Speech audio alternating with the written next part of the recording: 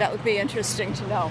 But in any case, I need to move on. Sure. But an interesting discussion. Yeah. Yeah. And if I could shake your hand, I respect the conversation. I respect open Yes, dialogue. And you better not dox me or anything like that, because I know who you are and I don't trust you.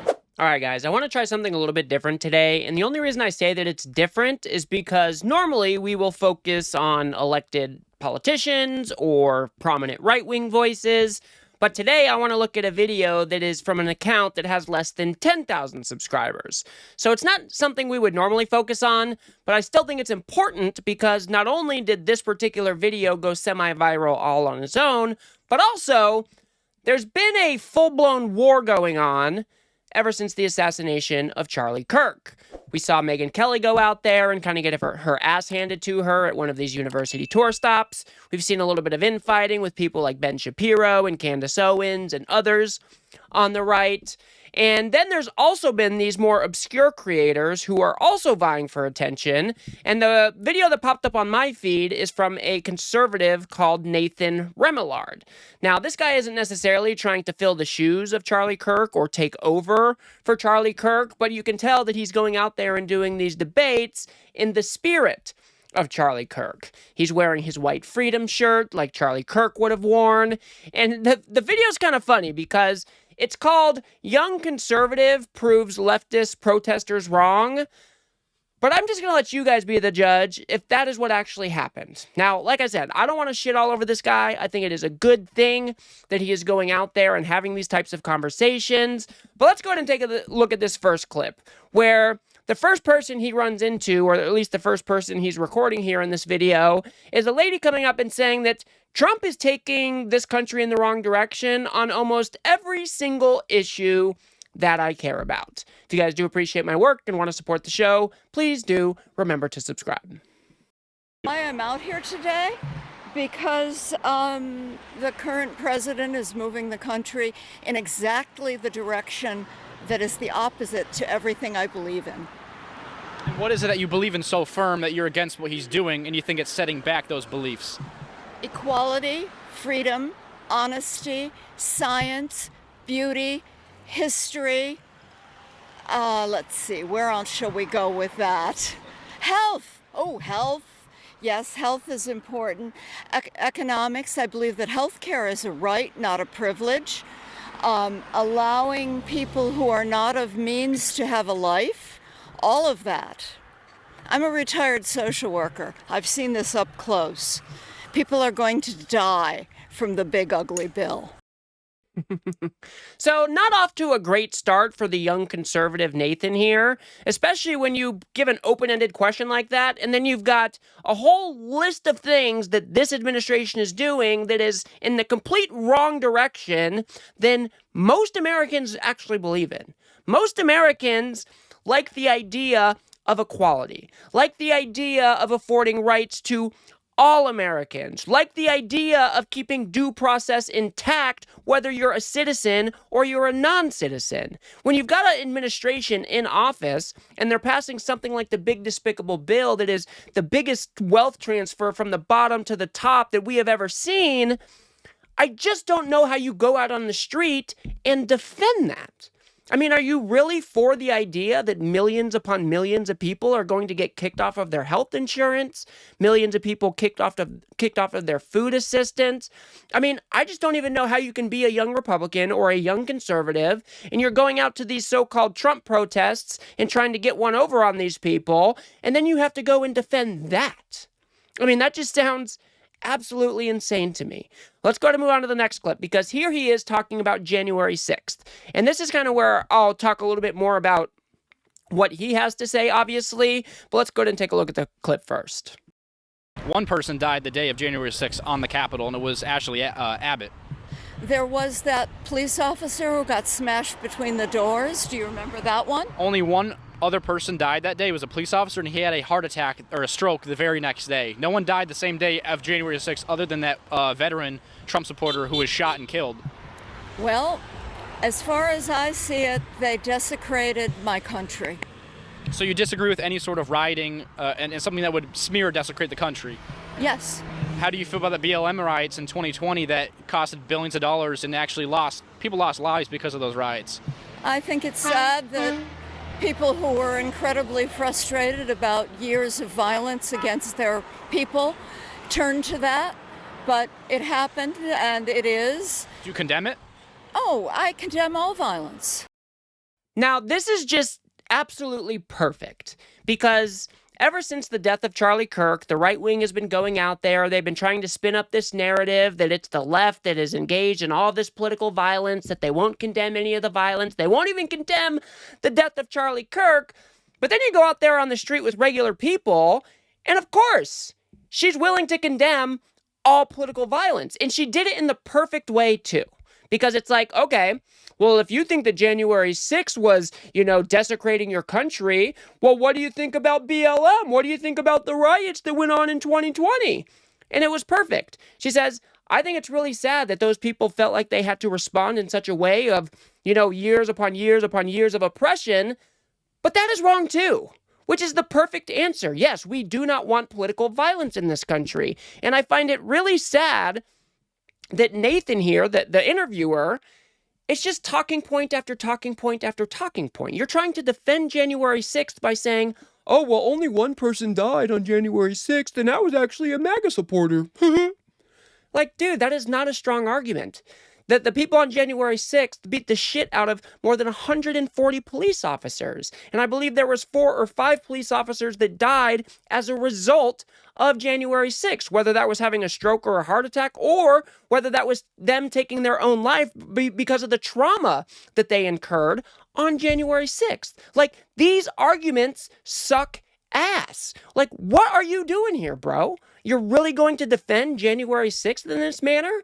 When, if there, we'll just leave it there. I'm not going to go into the whole Ashley Babbitt story. I'll probably get myself in trouble, TOS or whatever, but I just think it's sad that these young conservatives, all they have is these Charlie Kirk talking points. They repeat them ad nauseum. They just think that they're making the better argument, but if they really sat down and thought about what they are defending here, would they really be saying these things? I guess that's really my question. The same can be said for the next clip, where they go on to talking about George Floyd and how he died. That people on the left tend to be more violent than the right when it comes to, for example, George Floyd passed away in these riots. That's what caused the riots. He didn't pass away. He was murdered by a knee on his neck by the police. He had a lethal... He passed away. He had a lethal amount of fentanyl in his system. And he also, obviously... Again, conspiracy theory. That's from the coroner's report. Well, which coroner and whose report? Again, you're listening to your right-wing people. It's a coroner from the town that George Floyd passed away in. It was from the coroner that did the report. And that's not biased. He would not have died without that knee on his neck. That is police brutality. For one, he was saying, I can't breathe before he was put on the ground, and which is obviously a symptom of having lethal amount of fentanyl in your system. You basically suffocate yourself and you die. Oh, and you are so misguided. I'm sorry. I'm really sorry. You said that's false, but it's an absolute fact. You believe these people, and you believe things that are not facts are facts. They are not. Now, I just absolutely love the whole vibe this lady is giving off, just very nonchalant, like, dude, you are just so wrong. And she's right? Look, the coroner's report for George Floyd did say that he had fentanyl and methamphetamine in his system. But you and I and everybody else in this country watched the video of Derek Chauvin, or whatever his name was, putting a knee on his neck for 9 minutes. The coroner's report said that was the cause of death. There was not a lethal amount of fentanyl in his system because we don't know what his drug history was like. And so what could kill you with fentanyl might not have killed George Floyd with fentanyl if his body or his system had become accustomed to the drug in his system. Okay, so it's just, again, these are not good arguments. And how are you out there as a young conservative defending the police brutality, the absolute inhumanity that we saw that day? I mean, a knee on the back of your neck for 9 minutes, and you walk away from that trying to take the Steven Crowder argument or the Charlie Kirk argument, saying, well, he did have fentanyl in his system. Come on, guys. we can do better here. We can do better. And again, I just absolutely love this lady. I love her tone. I love the way that she's working through this conversation and really just calling it out for what it is. You are in a right-wing media ecosystem, and you should probably try to step outside of it, which is, I think, the exact right call here. Let's go ahead and move on to the next guy. And I really like this one because it kind of shows us maybe a fundamental difference between the way maybe a young conservative might look at like a DUI arrest versus immigration case and so on and so forth. Let's go ahead and take a look. But if I were to be arrested and let's say I had a child and he was in my back seat, if I was driving under the influence and I was charged with a DUI, I would be separated from my child. We would be separated, and who knows, Child Protective Services would come in and they take my kid away. Yep. Same thing happens if you bring your kid crossing the border. That kid might not know the crime that they're committing, but the parent is responsible for that child, and they made that scenario happen. But if it's a kid in your back seat, you're going to know how to know where that kid is. Nobody's going to hide that from you. You're going to be able to reunite with that kid and try to correct the situation. Right. I mean, if they're putting their children through dangerous situations like crossing the southern border with that dangerous journey that we both know is just completely unsafe, you know, if I was in a dangerous situation with my child, they would separate me from my kid and take him away. They do the same thing. If you were in El Salvador facing gang violence, all the stuff that's going on in that country, I would honor your desire to come to a place to make a better place for your family. And I absolutely love this answer. And I think it just really shows the fundamental difference of how somebody like me or you might view somebody fleeing gang violence in El Salvador versus how the conservative mind wants you to think about that very same issue. First of all, guys, if you're being arrested on a DUI stop, you know where your kid is at. They let you call your family normally. If they don't let you call your family, at least somebody knows where they can go pick up the child. They get in touch with the family later, or whatever it may be. There's all this due process involved to make sure that the kid gets back to its family. What we're talking about here with the immigration crackdown is ICE agencies rolling into communities with their masks on and, you know, taking people off the streets without any due process at all. They don't get a call to their family a lot of the times. And then many of these people are being sent to countries that they've never been to before. These are not the same things. This is not a good argument to be making between a DUI arrest for an American versus an immigration crackdown that we are seeing out of the Trump regime. I mean, they're just not the same thing. But again, I like this guy's answer here. Look, if you are fleeing gang violence down in El Salvador or wherever you may be, I would honor your right to try to come and make a better life for your family. Shouldn't we all want that? Shouldn't we all have that same humanity? I mean, and what does that tell you about your own argument? You're trying to say that these immigrants are putting their children in danger, but what does that actually mean about the conditions that they were fleeing? How bad it must have been in their home country to make the trek to America like they did. I mean, just sit down and think about it for 2 seconds and just find a little bit of humanity. I mean, that's all I want out of these people. Let's go to move on to this, where old guy pretty much owns young conservative here on the whole America First philosophy. And I thank God for that. I thank God for him. I thank God for because of that. Does that make you feel good? I think him putting America first and trying to protect Americans over the numbers. When you say put America first, you're saying we're better and deserve more than everybody else. No, I'm saying that we should. No, I'm saying that we should take care of our own before taking care of others. Like if I had a house and I had a family, I would want to take care of what's inside my house before I take care of my neighbor or the homeless guy in the corner. Of course, I would love to see them thrive and do great for their life, but I'm going to take care of my own before I take care of others. Not that I'm not going to help anybody else. I'll donate to charity. I'll give them a hoodie or I'll give them food. That's not what Donald Trump is doing. Donald Trump isn't a American nationalist. He wants to put America first, but he's still making trade deals with other countries. Yeah. Well, something he doesn't understand. There's a bumper sticker on my truck that says, "Everybody does better when everybody does better." If your neighbors are poor and starving and don't know where the next food comes from, they may get to a point where they're going to rob you and your family's not safe anymore. 100%, yeah. We got to take care of everybody, and it's hard. It's not easy. Right. Again, this old guy, I mean, he just nailed it perfectly. And when we are talking about America first, the way that this administration views it, it's exactly like the old man points out here. America first for Donald Trump means everybody else needs to be last. That it's a zero-sum game, and if America's not on top of everybody else, then we're losing. I mean, that is just not the way the world works. And now we are shitting on our trading relationships. We're shitting all over our allyships, our military alliances all around the globe, all because Donald Trump has no understanding that if we work together with other countries, with other people, then everybody gets lifted up.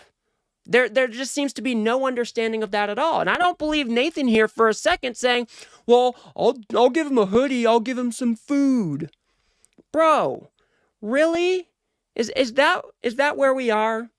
If we take care of the countries around us, if we're able to lift all boats, why wouldn't we do that? And it's a false dichotomy that you are presenting here. We can do both. We can do both. It doesn't have to be one or the other.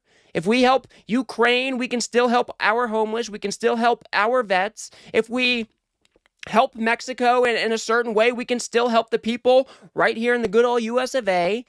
We are the greatest country in all of the world. That is what the conservative movement has taught you to believe. So why is it that we can't do all of the things that we want to do?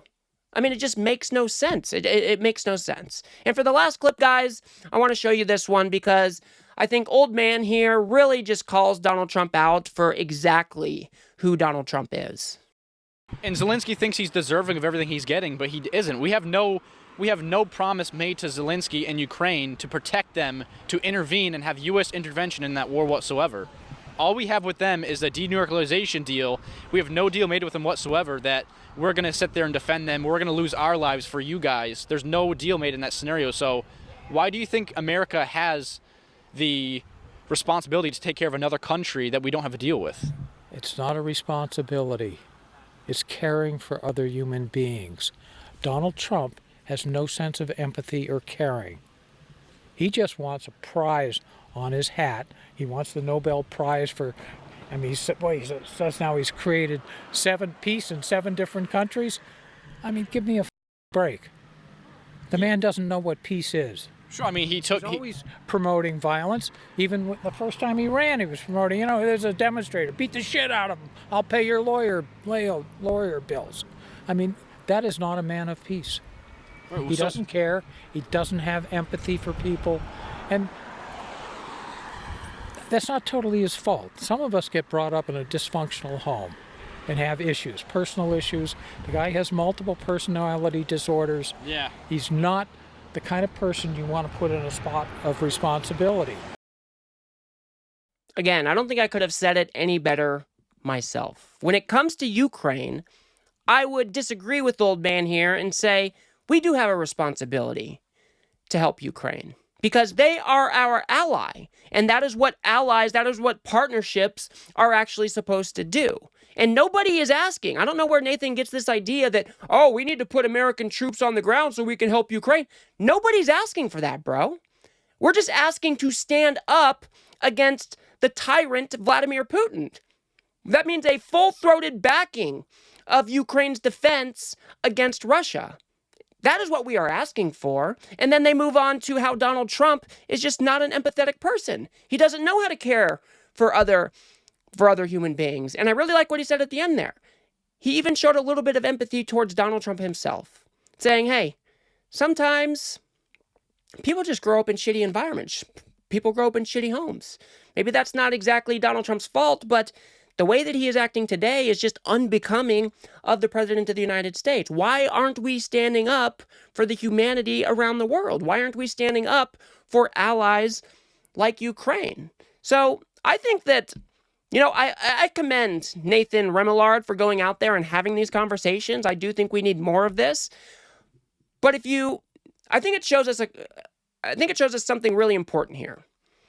When Charlie Kirk goes out there to universities and has these types of discussions, the rhetoric, the forcefulness, the bravado that he carries, it's very persuasive to young minds like this. And then you take those arguments out on the street for somebody maybe like Nathan here, who is not as experienced as somebody like Charlie Kirk, and those those arguments kind of fall apart.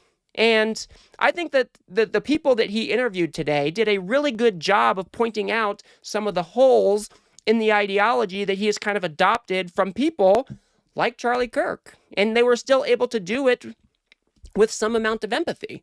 And I think that it's really telling that, these people want to go out there and pretend that it's the left who is doing all this political violence, that they're ramping up the rhetoric. And then you go out on the streets and these people are like, yeah, we don't want to see political violence. We want to be treating other human beings with dignity and respect, whether that's an American citizen or that's somebody who has crossed the border because they are fleeing gang violence from down in their home country. I mean, which side of the aisle would you want to be on in this particular debate? I mean, the choice seems pretty clear to me. And I think it's really telling that when you take these arguments out, on the street like this with a less experienced debater or speaker, you can kind of see how weak these arguments really are, whether you're talking about George Floyd or Ashley Babbitt. They kind of all just fall apart if you're not as prepared or not as rhetorically gifted as somebody like Charlie Kirk. So I want to know what you guys think. Do you guys like covering this type of content? Like I said, I don't like to go after or pick on, I don't necessarily think I'm picking on Nathan here. I don't normally focus on content like this from smaller channels, but like I said, this video did really well for Nathan's channel. It's at 138,000 views, which is really awesome for him. I will try to link his video in the description below if you guys want to go see the entire thing. But like I said, there's been a kind of a race to fill the power vacuum that Charlie Kirk left behind, and I think people like Nathan Remillard here are going out there and trying to carry on the legacy of Charlie Kirk, and I do commend him for that. I mean, that's one of the reasons that I joined the Unfuck America tour, right? We wanted to be a countervailing force to the Turning Point USAs of the world. So I definitely commend what he is doing here, and I hope that with a little bit more poking and prodding of his ideology, of his belief system, when he goes out there and puts himself in scenarios like this, that maybe he'll come to his senses. Obviously not very likely, but we can all cross our fingers, right? And if you guys want to be part of the Unfuck America tour, head over to unfuckamericatour.com.